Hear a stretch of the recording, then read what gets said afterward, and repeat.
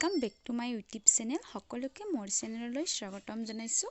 আজি আপোনালোকৰ মাজলৈ লৈছো সুস্বাদু ব্যঞ্জন ৰেচিপি। আশা কৰো সকলোৱে ভাল পাব আৰু যদি ভাল লাগে প্লিজ লাইক কৰিব, কমেন্ট কৰিব আৰু চেনেলটো প্লিজ সাবস্ক্ৰাইব কৰিব আৰু লগতে থকা বেল আইকনটো প্লিজ প্ৰেছ কৰি দিব, তেতিয়াহে মোৰ আহিবলগা নটিফিকেশনসমূহ আপোনালোকে পায়। তেতিয়াহলে ভিডিঅটো আৰম্ভ কৰো। Let's go.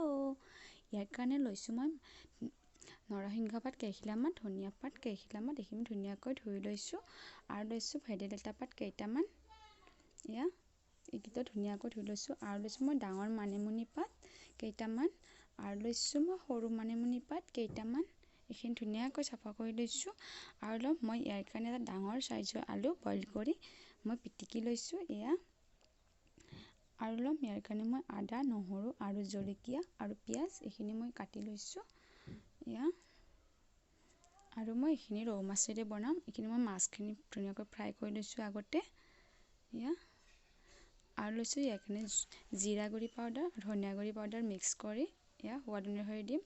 ইয়া লৈছো মই পেষ্ট মতো বনাই লৈছো, নৰসিংহ মানিমুনি পেষ্টটো বনাই লৈছো আৰু লৈছো ইয়াতে আদা, নহৰু আৰু জলকীয়াৰ পেষ্ট। ইয়া লৈছো পাঁচফোৰণ, ইয়া নিমখ, ইয়া লৈছো হালধি পাউডাৰ। এতিয়া মই কড়াইখন পাতি ইয়াত দিছো মিঠাতেল, ইয়াত দিছো মই মিঠি বাহাৰ কেইটামান। এইখিনি মই ধুনীয়াকৈ ফুটালৈকে অকমান ফ্ৰাই কৰি লম। তাৰপিছত দিম মই কাটি লোৱা পিয়াজখিনি, এইখিনি অকমান গোল্ডেন কালাৰ অহালৈকে অকমান টাইম ফ্ৰাই কৰি লম। ইয়া এতিয়া দিম ইয়াতে মই পেষ্ট কৰি লোৱা আদা, নহৰু আৰু জলকীয়াৰ পেষ্টখিনি। এইখিনি মই আদা, নহৰু, জলকীয়াৰ কেঁচা গন্ধটো যোৱালৈকে অকমান টাইম ফ্ৰাই কৰিম। ইয়া অকমান টাইম মই ফ্ৰাই কৰি লম।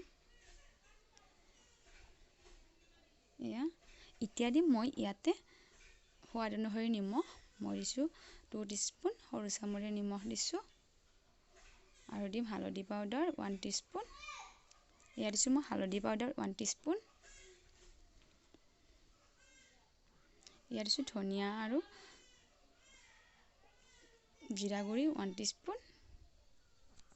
এতিয়া দিম ইয়াতে বইল কৰি লোৱা আলুখিনি, এইখিনি অকমান টাইম ফ্ৰাই কৰি লম।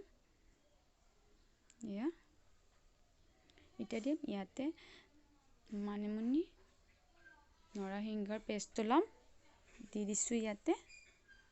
এইখিনি অকমান টাইম ফ্ৰাই কৰি লৰাই দিম। ইয়া দিছো পেষ্টটো ধুনীয়াকৈ অকমান লৰাই লম। ইয়া এতিয়া দিম মই ইয়াতে ফ্ৰাই কৰি লোৱা মাছ 2 পিচ, মই বেছি মাছ ব্যৱহাৰ কৰা নাই। ইয়া মাছ 2 পিচ দিছো।